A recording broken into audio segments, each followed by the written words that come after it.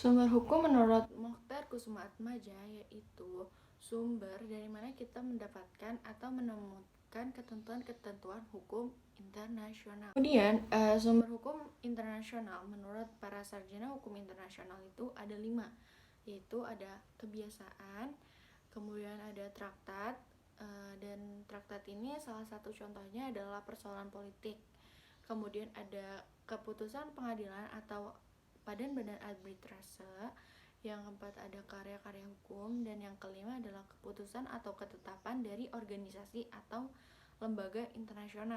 Kemudian dalam pasal 30 ICJ atau International Court of Justice juga mengatur mengenai sumber-sumber hukum dari hukum internasional, yaitu ada perjanjian internasional atau International Convention. Yang kedua ada kebijakan internasional atau International Customary Law. Yang ketiga ada prinsip hukum umum atau General Principle of Law, yang dimana yang diakui oleh negara-negara beradab. Dan kemudian ada putusan pengadilan dan karya hukum. Sekarang kita akan membahas mengenai pengertian dari sumber hukum internasional. Pengertian dari sumber hukum internasional yang sudah dijelaskan dalam pasal 30 ICJ, yaitu pertama ada perjanjian internasional.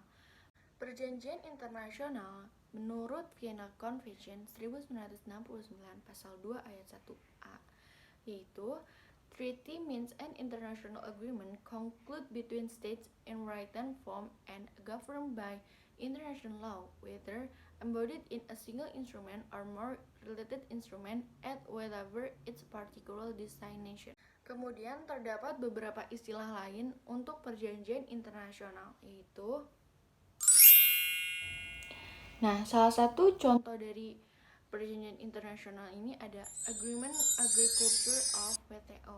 Kemudian kita akan membahas mengenai pengertian dari kebiasaan internasional. Jadi kebiasaan internasional ini merupakan sumber hukum internasional yang paling tua dibandingkan dari sumber-sumber hukum internasional yang lainnya. Jadi kebiasaan internasional ini telah menjadi praktik-praktik umum dan diakui. Untuk dapat diakui, kebiasaan internasional ini harus mendapatkan sebuah opinion juris. Apa sih opinion juris itu? Jadi opinion juris ini merupakan kesepakatan negara-negara untuk mengakui suatu kebiasaan internasional. Salah satu contohnya adalah hubungan diplomatik antara dua negara. Kemudian kita akan membahas mengenai pengertian dari prinsip hukum umum yang menjadi salah satu sumber hukum internasional juga.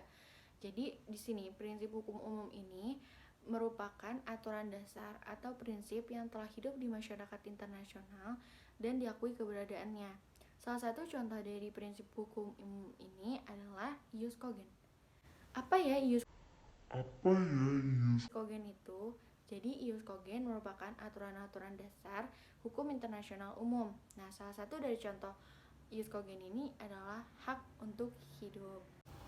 Kemudian yang terakhir, kita akan membahas mengenai pengertian dari putusan pengadilan dan karya hukum. Jadi di sini putusan pengadilan adalah sumber hukum tambahan dan keberadaannya tidak dapat berdiri sendiri.